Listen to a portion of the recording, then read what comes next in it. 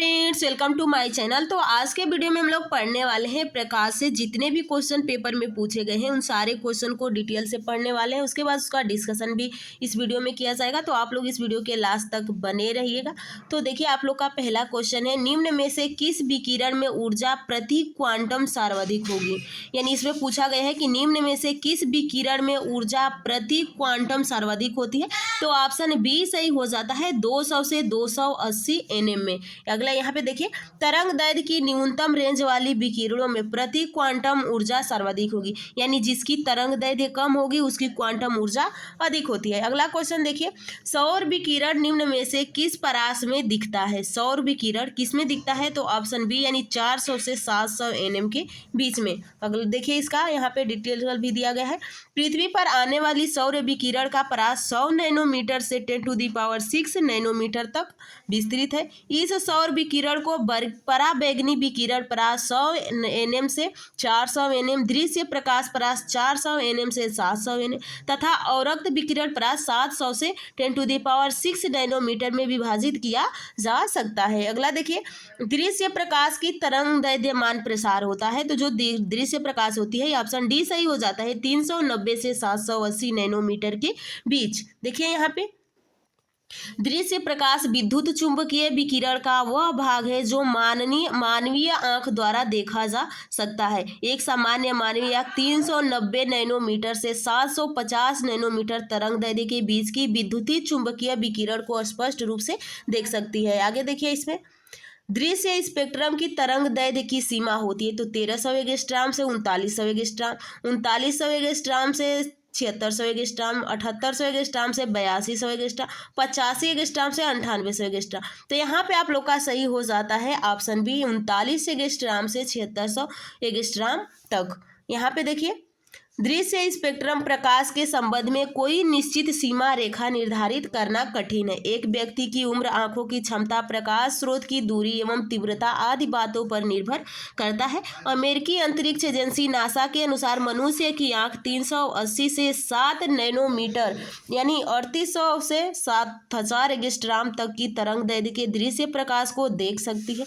NCERT की पुस्तक में इसकी सीमा 400 से 700 नैनोमीटर लिखी गई है। अतः परीक्षार्थी प्रश्न के विकल्प के अनुसार इस परास के भीतर निकटतम उत्तर का चयन कर सकते हैं। तो यहाँ पे आप देख सकते हैं 380 से 700 नैनोमीटर, या 3800 से 7000 एंगस्ट्रॉम, या 400 से 700 नैनोमीटर। अगला देखिए, मानव आंख दृश्य प्रकाश के जिस तरंग दैर्घ्य के लिए सर्वाधिक सुग्राही होती है। तो कलर में पूछे तो हरा के तरफ ज्यादा सुग्राही होती है हमारी आंखें।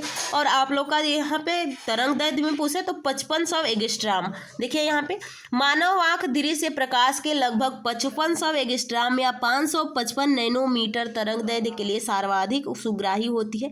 ज्ञातव्य है कि दृश्य प्रकाश की तरंग दैर्घ्य 400 नैनोमीटर से 700 नैनोमीटर होती है। और मानव नेत्र दृश्य प्रकाश की माध्यम तरंग दैर्घ्य वाली किरणों के, विशेषकर पीले हरे रंग की प्रकाश की किरण तरंग दैर्घ्य 555 नैनोमीटर के प्रति सर्वाधिक सुग्राही होती है। अगला देखिए, प्रकाश विकिरण की प्रकृति होती है तरंग के समान, कण के समान, तरंग एवं कण दोनों के समान। तो ऑप्शन सी ही सही हो जाएगा। यहाँ पे देखिए, प्रकाश दोहरी प्रकृति प्रदर्शित करती है, कभी कण के समान तथा कभी तरंग के समान। प्रकाश के कुछ गुण जैसे व्युतीकरण, विपवर्तन, ध्रुवण आदि की व्याख्या प्रकाश की प्रकृति का तरंग मानकर की जाती है, जबकि कुछ अन्य गुणों जैसे विद्युत प्रकाश, विद्युत प्रभाव, कंपटन प्रभाव आदि की व्याख्या यह मानकर की जाती है कि प्रकाश ऊर्जा की छोटी छोटी पैकेटों से मिलकर बना है। अगला क्वेश्चन देखिए,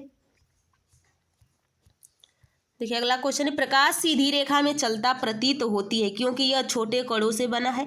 प्रकाश का वेग बहुत अधिक होता है। प्रकाश की तरंग दैर्घ्य बहुत छोटी होती है। प्रकाश अपने चारों ओर से परावर्तित होता है। तो यहाँ पे सही हो जाएगा, प्रकाश की तरंग दैर्घ्य बहुत छोटी होती है। प्रकाश की तरंग दैर्घ्य बहुत छोटी होती है तथा उसका विपवर्तन भी बहुत छोटा होता है, जो हमारी आंख नहीं देख सकती। इसलिए प्रकाश हमें सीधे रेखा में चलता हुआ प्रतीत होता है। निम्नलिखित में से किस वेग का अधिकतम यानी किस किसका वेग अधिकतम होता है? कॉस्मिक किरण का, प्रकाश का, पराध्वनिक तरंग का, इलेक्ट्रॉन का। तो यहाँ पे सही हो जाता है ऑप्शन बी प्रकाश का। दिए गए विकल्पों में से प्रकाश का वेग अधिकतम होगा। प्रकाश एक सीधी रेखा में संचारित होता है। प्रकाश तरंगे निर्वात से होकर गुजर सकती है, परंतु ध्वनि तरंगे ऐसा नहीं कर पाती। भिन्न भिन्न माध्यमों में प्रकाश की चाल भिन्न भिन्न होती है। प्रकाश की चाल सबसे अधिक निर्वात में होती है।